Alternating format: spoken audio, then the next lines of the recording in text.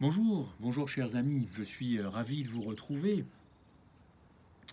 à travers ce message. J'ai plutôt envie de vous dire un partage, un entretien avec vous, si vous me le permettez, qui fait peut-être un petit peu suite à la courte vidéo sur le pardon de la semaine dernière. Je vous rassure tout de suite, j'ai le droit d'être ici, je suis chez moi, c'est juste sur la terrasse, donc je respecte tout à fait les règles de confinement dicté par le gouvernement. Donc voilà, c'est juste en extérieur sur ma terrasse et je vous invite d'ailleurs à incliner la tête pour une courte prière. Mon Père Céleste, merci de nous aider, merci de nous aider à traverser ces moments difficiles, ces moments compliqués pour les uns, pour les autres, et permet qu'à travers cet entretien, ce message, eh bien, nous puissions nous fortifier les uns les autres à ton contact. Que ton Saint-Esprit nous dirige, Seigneur, au nom de Jésus-Christ. Amen. Oui, je entretiens à propos d'un thème. Je voudrais qu'on parle de ce Dieu, de Dieu qui a révélé aux hommes la profondeur, évidemment, de son amour. Et il n'existe d'ailleurs aucune romance aussi émouvante bien que la vie d'Osée. Cette histoire tragique s'est fréquemment répétée, mais jamais avec une fin aussi inattendue. En effet, Osée, vous le savez, tombe amoureux d'une jeune fille charmante, Gomère, qui répond d'ailleurs à son amour, n'est-ce pas? Osée et Gomère donc vont faire ce mariage. Je reviendrai sur les versets.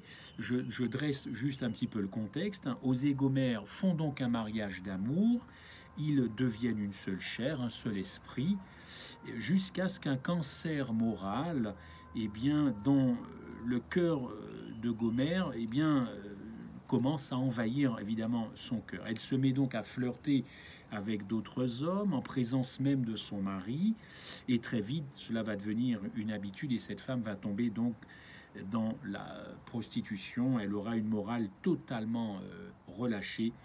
C'est d'ailleurs ce qui se passe et que vous pouvez lire d'ailleurs dans les premiers chapitres, les 2 premiers chapitres du livre d'Osée.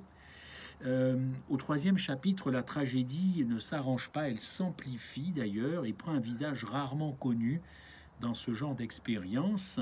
Elle est tout d'abord abandonnée par ses amants, ce qui arrive très souvent.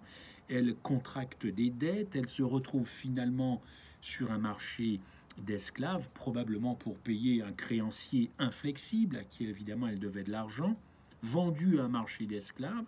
Osée apprend cela, il fait cette démarche, il se rend dans ce lieu, et il la trouve évidemment vêtue de haillons, amaigrie, le visage émacié, écrasé par le poids de cette vie, évidemment, et elle a perdu le charme et la beauté qui la rendaient si désirable, si désirable. Là se situe un fait extraordinaire. Osée va essayer de la sortir de là, non pas parce qu'il a compassion d'elle, non, ou de la sortir de sa misère, non, non, mais parce qu'il l'aime encore. Il aime encore cette femme qui était totalement dans la déchéance. Il aime encore cette femme déchue. Il aime encore cette femme qui, à l'époque, faisait évidemment ses délices. Dans le fond de son cœur, cet homme, Osée, attendait le retour de sa femme. Et malgré son éloignement, malgré son infidélité, à Osée, évidemment, il l'aimait encore. Et dans cet anneau nuptial, ce n'est pas la date de leur mariage qui était gravée. Non, chers amis. Il y avait gravé une phrase: l'amour ne cesse jamais. Et il a prouvé que cet amour ne cesse jamais. Alors oui, il est toujours triste de perdre quelqu'un par la mort, mais se voir rejeté de quelqu'un qu'on a aimé, c'est encore plus pénible, n'est-ce pas? C'est une souffrance intime que ni l'amitié ni la sympathie peuvent adoucir. L'amertume des ténèbres envahissent toute la vie. 1000 sourires ne peuvent remplacer celui de la personne aimée.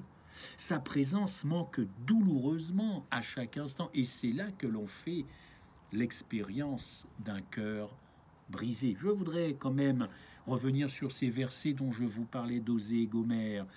Verset 8, « Je passais près de toi, et je te regardais, et voici ton temps était là, le temps des amours. Je te jurais fidélité, n'est-ce pas ?» Verset 15, « Mais tu t'es confié dans ta beauté, et tu t'es prostitué. Tu t'es livré à tous les passants. Tu as multiplié tes prostitutions pour m'irriter. » Plus loin, verset 24, « Tu t'es bâti des maisons de prostitution, tu en as fait des hauts lieux. » Et le texte nous dit également qu'elle, Gomère se prostituait aux Égyptiens, aux Assyriens, aux Cananéens, aux Chaldéens, et nous connaissons la réputation de ces peuples. D'ailleurs, quand vous regardez la filiation de Gomère, eh bien, c'était une femme. Le texte biblique nous indique que sa mère était une Essienne, le père un Amoréen, la grande sœur une Samaritaine et sa petite sœur Sodome. Mais quelle filiation! Quelle filiation pour une femme! Alors oui, le diagnostic tombe. Tu as été plus corrompu qu'elle dans toutes tes voies. Gomère a été corrompu beaucoup plus que tous ces peuples-là. Alors oui, Gomère, Osée effectivement a eu le cœur brisé, n'est-ce pas? D'ailleurs, autre phrase de Gomère, « J'irai auprès de mes amants qui me donnent mon pain, mon eau, mon lait, ma laine, mon lin, ma boisson, n'est-ce pas? » Alors oui, c'est vrai. C'est vrai qu'Osée a eu un moment, cette phrase, « Elle n'est plus ma femme et je ne suis plus son mari. » N'est-ce pas? Mais ça, c'est le cri d'un homme dont le cœur est brisé, totalement broyé. Mais c'est aussi le cœur de Dieu, brisé, broyé par ce qui s'est passé. Je reviendrai dans quelques instants là-dessus.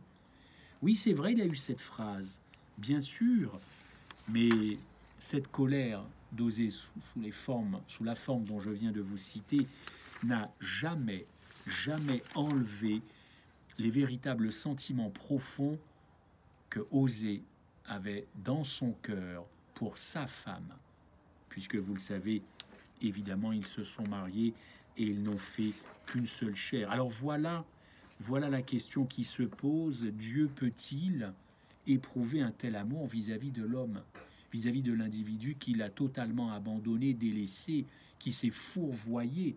Dieu peut-il toujours aimer cette personne? Alors il y a des religions qui n'y croient pas à cet amour, en tout cas cette profondeur. L'hindouisme, le bouddhisme, même l'islam et même le christianisme chez certains chrétiens, non, Dieu ne peut pas aimer comme cela, il ne peut pas aller jusqu'au bout. Il y a bien des barrières. Quand on considère Dieu comme quelqu'un d'impassible, d'inaccessible, d'inatteignable, et surtout un Dieu qui réagirait comme nous les hommes, c'est-à-dire faire de l'anthropomorphisme et au niveau des sentiments faire de l'anthropopathisme, alors oui, Dieu ne peut pas réagir comme Osée. Si je n'aime pas Dieu, Dieu ne m'aime pas.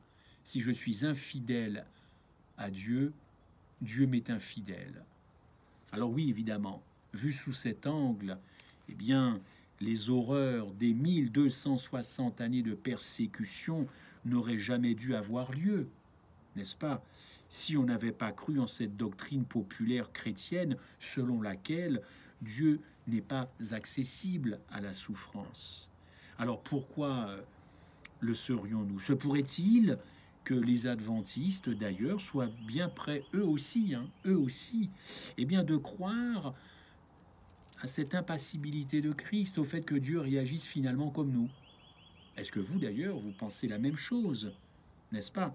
Alors c'est vrai, force est de constater que la Bible dit que nous nous réjouissons qu'il puisse compatir à nos faiblesses. C'est écrit. Mais est-ce que nous ne devrions pas aussi compatir à la souffrance de Christ? Le message de Jésus-Christ à la Odyssée doit nous réveiller. Jésus est cet amour divin, vous le savez, qui pâtit de quoi? Oh, de beaucoup de choses, et pas que de ce corona, mais qui pâtit bien avant le Covid-19, bien avant les secondes guerres mondiales, bien avant tous les génocides. Est-ce qu'on y pense à cette attente dont le Christ pâtit? D'ailleurs, une attente qui est écrite dans un autre livre, Cantique des Cantiques, nous verrons ça tout à l'heure. Oui, Dieu, premier enseignement, il a permis aux malheureux d'oser, n'est-ce pas, de souffrir de cette douleur humaine intense. Et quand on parle de douleur humaine intense, c'est très actuel, pour illustrer la façon dont Israël s'était prostitué à l'époque et dont le Christ souffre aujourd'hui et depuis très très très longtemps. Alors Gomé fut-elle toujours une prostituée? Quand nous lisons ce que le Seigneur dit à Osée, va et prends cette femme comme prostituée. Qu'est-ce que nous n'avons pas entendu comme commentaire sur ça? Comment Dieu peut-il dire à son prophète d'aller épouser une prostituée, d'aller épouser une adultère? Eh bien, nous ne devons pas conclure que Gomère a toujours été évidemment dans cette situation quand il l'a rencontrée, quand il l'a épousée. Pourquoi? Parce qu'au fond, un homme bon et pur n'aurait pu donner son amour à une femme de ce genre. Il est clair qu'il l'aima réellement, puisqu'il dit, l'Éternel me dit, va, aime une femme aimée de son amant et adultère. Dans l'amour, on ne choisit pas comme si on achetait une voiture, n'est-ce pas, en se basant sur une liste de caractéristiques. Non, bien sûr que non. On aime parce qu'on aime. Tomber amoureux fait partie de la nature humaine que Dieu d'ailleurs nous a donnée. C'est une forme de chimie et non pas d'alchimie, une chimie mystérieuse dans laquelle, c'est vrai, un cœur répond à un autre cœur et l'amour s'échange et l'amour s'affermit.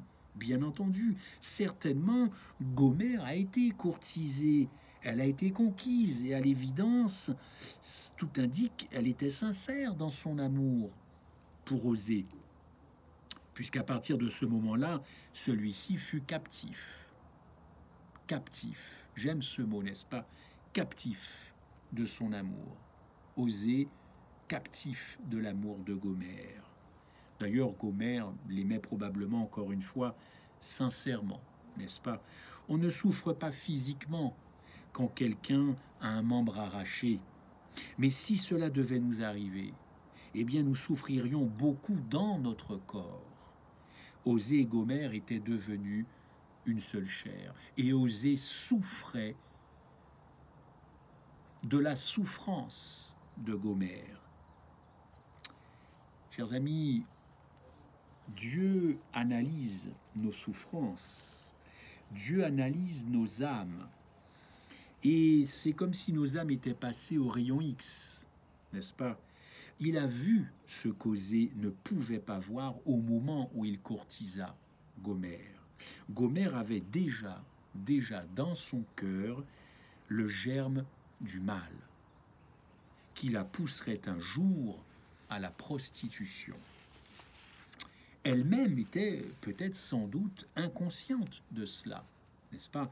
Le péché qui se développe chaque jour en nous, c'est une semence de la convoitise qui n'a pas encore conçu le mal et qui demeure d'ailleurs cachée à nos propres yeux jusqu'à ce qu'un jour, ayant été consommé, comme dit Jacques, ce péché produit la mort, Jacques 1.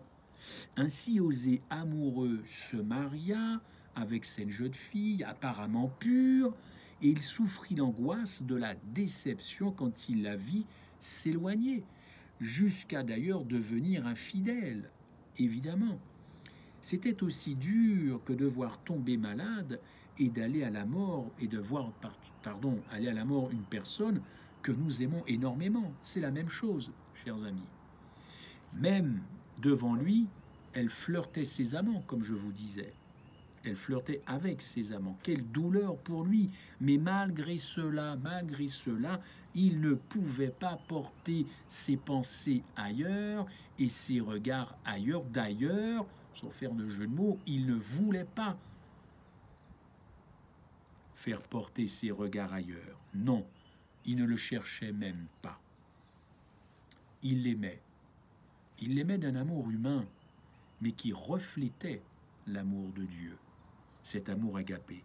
Lorsque Osée se rendit au marché des esclaves, quand il a vu l'état de Gomère, sa femme, quand il a vu son visage, les yeux de son épouse se sont baissés, conscient de son état, de son histoire.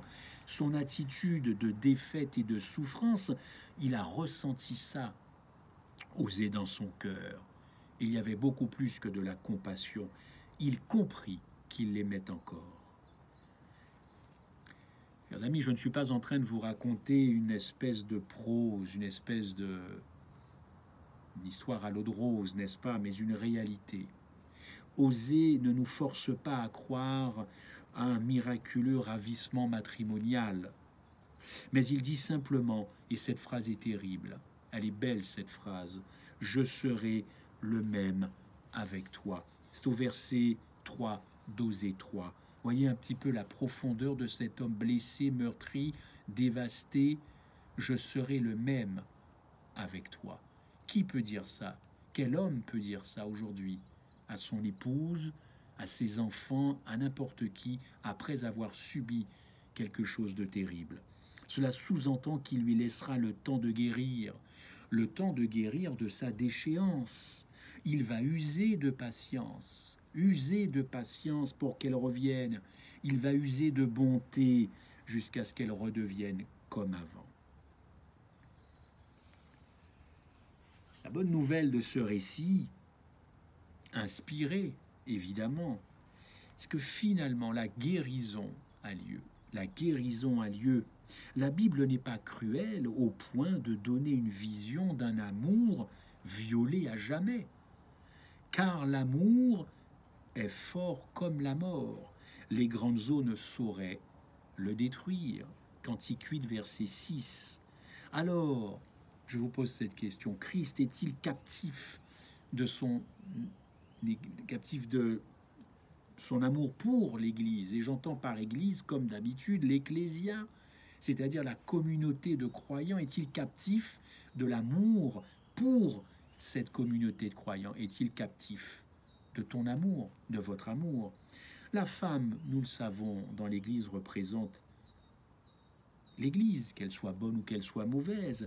C'est un corps de croyants. Si Christ se voit trahi par l'objet de son amour, peut-il se contenter d'hausser les épaules et de dire « Bon, ben ils sont comme ça, ce sont des hommes, des femmes, le péché, là, on va faire avec ».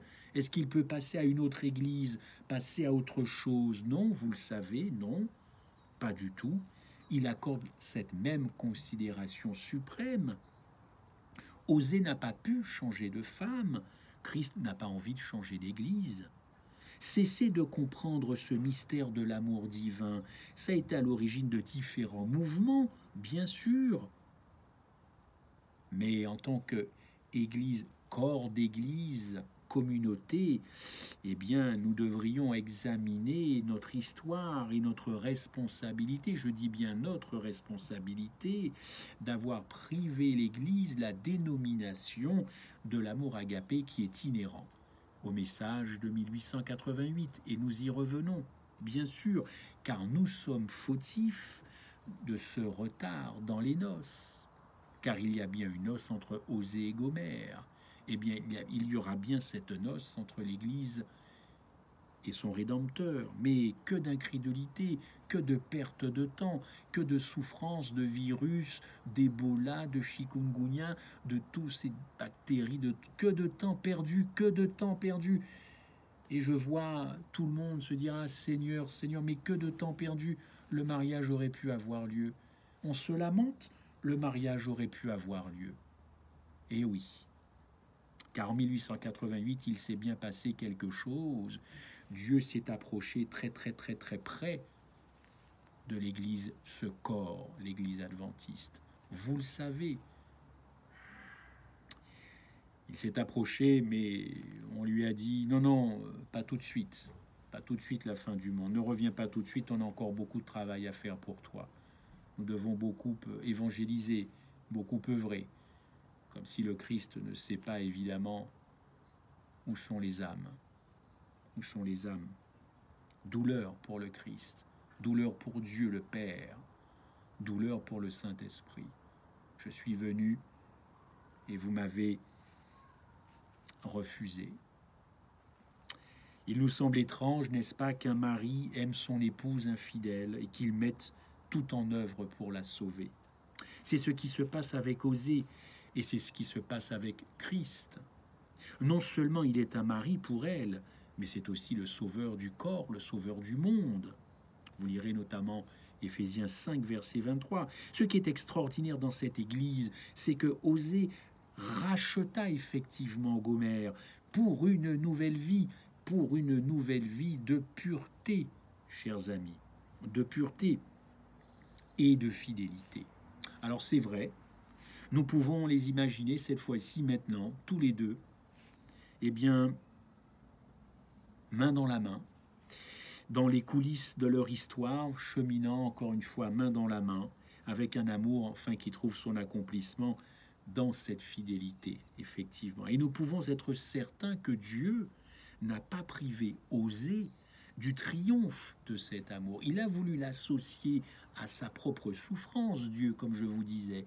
Mais maintenant, il y a une issue, chers amis. Il n'a pas privé Osée, eh bien, du triomphe de cet amour terrestre qui représente si bien l'amour divin déterminé à tout surmonter. Alors, Gomère revint vers Osée, toute tremblante, toute contrite, pénitente, mais apportant la joie au cœur de celui qui n'avait jamais cessé de l'aimer. C'est ainsi qu'Israël reviendra finalement au Seigneur, que tous ceux qui doutent que l'amour d'un époux puisse finalement triompher de l'infidélité de son épouse fassent très attention. Très attention. Jérémie d'ailleurs apporte un éclaircissement à ce sujet, démontrant qu'il y eut un amour réciproque entre Dieu et Israël, et c'est ce qui rendit si réelle la douleur de Dieu. Comprenant ce problème, Osée se souvint d'ailleurs de la douce dévotion de Gomère dans les premiers jours de leur mariage. Rappelez-vous, je me souviens de ton amour lorsque tu étais jeune, de ta dévotion lorsque tu es fiancé, lorsque tu me suivais au désert. Israël était consacré à l'Éternel. Qu'est-ce qu'il pouvait dire tout au début? Eh bien, de très belles phrases que je retrouverai ou que vous retrouverez évidemment dans Osée, le texte d'Osée. Oui, effectivement, je me souviens de cet amour. Vous lirez le texte de Jérémie 2, verset 2. Elle chantera comme au temps de sa jeunesse, comme au jour où elle remonta du pays d'Égypte. Osée 2, verset 17. Alors oui, ce grand désappointement de 1888 pour Jésus-Christ, comme Israël. Dans ses premiers jours au désert, l'Église adventiste, dans ses premières années, manifesta une dévotion à Christ et elle resta profondément attachée à lui, même au-delà après du désappointement de 44 et durant d'ailleurs les années qui suivirent. Le Seigneur avait donné des preuves que nous étions les objets de son amour. C'était stimulant, la guérison de notre grand désappointement après 44 fut une période merveilleuse, car l'amitié, l'amour avec le Seigneur, c'était quelque chose qui était devenu très profond, n'est-ce pas? Mais alors survint, 44 ans plus tard, un grand désappointement, celui de Christ. 88, c'est le désappointement des hommes. Et 44, c'est le désappointement des hommes. 88, c'est le désappointement de Christ. Et Ellen White dit que le désappointement de Jésus-Christ fut indescriptible. Indescriptible. C'était dans la Review and Herald en 1904. Alors, je vous dis simplement qu'il y a quand même un encouragement. Un encouragement quand on est perplexe, quand on est fatigué, quand on est découragé. Il y en a un. La prophétie implicite du livre d'Osée doit signifier de bonnes nouvelles pour l'Église du reste, qui, après tant d'années, après 1888, se voit atteint d'une léthargie, chers amis, blessé par des désaccords, des suspicions, des dissidences et autres. Aussi sûrement que Gomère revint vers son mari et répond finalement à son amour, eh bien, il y aura un retour à une piété, une repentance corporative, comme un retour à Christ, évidemment. Christ s'est livré lui-même jusqu'à la mort il s'est sacrifié pour vous et moi, bien entendu. Alors il y aura aussi un retour à une appréciation juste et correcte et profonde de ce sacrifice. Car c'est bien ça la foi, c'est bien ça l'amour, c'est une juste appréciation, une juste reconnaissance de ce sacrifice, n'est-ce pas? C'est un encouragement. Alors oui, c'est vrai, et bien que la dimension, on peut ajouter, grâce à cette histoire, une nouvelle dimension, à la conscience prophétique. En effet, cette histoire rajoute cela. Le péché d'Israël a été, vous le savez, bien plus que la désobéissance à la loi. Ce fut le péché profond de l'inimitié du cœur, un adultère spirituel. Ce qui se passa fut l'oubli mystérieux de l'amour lui-même, une cruauté du cœur envers l'époux divin, une négligence insouciante de sa douleur, une déchirure méprisante de son cœur à Dieu. C'est aussi le sinistre affront du péché de Laodicée. Si tout ce que je viens de vous dire, c'était valable pour Osée et Gomère, transposez ça aujourd'hui. Communauté de croyants, encore, ou même individuellement, bien entendu. C'est aussi, je le répète, le sinistre affront du péché de Laodicée qui consiste à prendre à la légère la profondeur de cet agapé, la profondeur d'une nécessité du pardon, d'une repentance, de revenir à la loi d'amour de Dieu, le Père, évidemment, une reconsidération des priorités. J'entends beaucoup dire, il faut qu'après ce virus, nous repensions nos priorités. Eh bien, écoutez, vous ne pensez pas qu'Osée et Gomère ont fait le bilan de ce qui s'était passé après que Gomère fut racheté du marché des esclaves? À l'époque d'Osée, le péché d'Israël était l'adoration de Baal, n'est-ce pas? De nos jours, Ellen White nous dit, je la cite, « Les préjugés et les opinions qui prévalurent à Minneapolis en 1888 n'ont absolument pas disparu. Baal, c'est celui qu'ils ont choisi. La religion de beaucoup sera celle de l'Israël apostat. » Témoignage pour les pasteurs ou le texte en référence Osée 2:8. L'adoration de Baal est l'adoration du moi, bien entendu, sous le déguisement de l'adoration de Christ. C'est terrible, c'est subtil, mais ça existe et ça passe inaperçu. Chers amis, ces noces que vous et moi, je l'espère, nous attendons sincèrement, elles vont finir par avoir lieu, n'est-ce pas? Bien sûr qu'elles vont finir par avoir lieu, mais vous ne trouvez pas que le temps passe? Et en attendant, le pardon, la contrition, la repentance, l'estime, l'amour, l'amitié que nous pouvons porter aux uns aux autres, est-ce que nous allons continuer à fonctionner sur ce mode, n'est-ce pas? Ces fameuses dissensions, ces peccadilles qui finissent par ruiner notre foi, nos foyers, parce que le pardon est absent, la repentance, l'adoration, tout ça, eh bien, finit par se dissoudre. Je voudrais peut-être, pour conclure, vous parler d'une autre histoire que j'aime aussi beaucoup. Elle se trouve dans Cantique des Cantiques. Je vous en ai un petit peu tout à l'heure parlé. Cantique des Cantiques, c'est un jeune homme qui revient après une longue absence. Il vient retrouver sa fiancée. Il est évidemment très impatient. Et on ne le saurait à moins. Il est impatient, quoi de plus normal. La description d'ailleurs de sa fiancée se trouve dans les premiers chapitres de Cantique des Cantiques. C'est une description très poétique, parfois jugée très sensuelle, en tout cas très radieuse. Tu es belle, mon ami, tes yeux sont des colombes, ta bouche est charmante, tes deux seins sont comme des faons. Et puis le bien-aimé poursuit, Cantique des Cantiques, chapitre 5, il vient à la maison, de nuit, pour retrouver sa bien-aimée.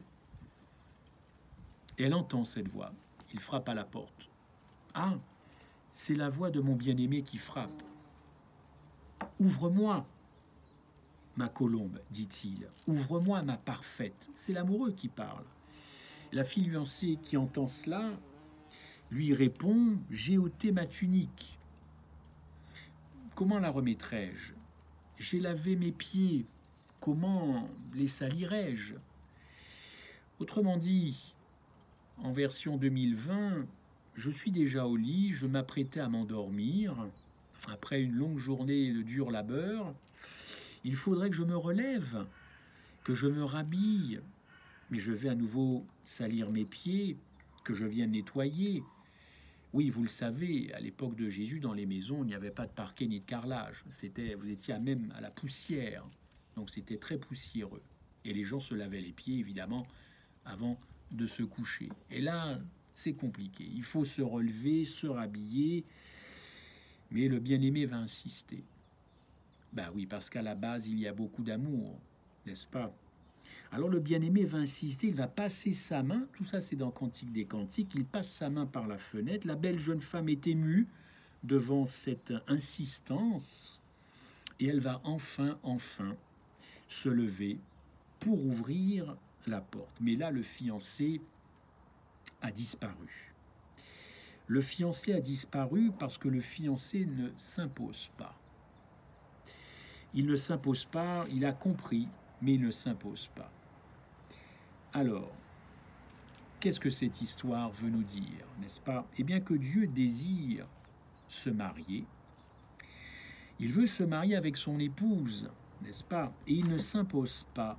Et comme le fiancé, lui aussi, a été déçu, terriblement déçu en 1888, quand il s'est approché de nous avec un message puissant, un message qui le concernait, eh bien, il s'est retiré parce qu'il ne s'impose pas.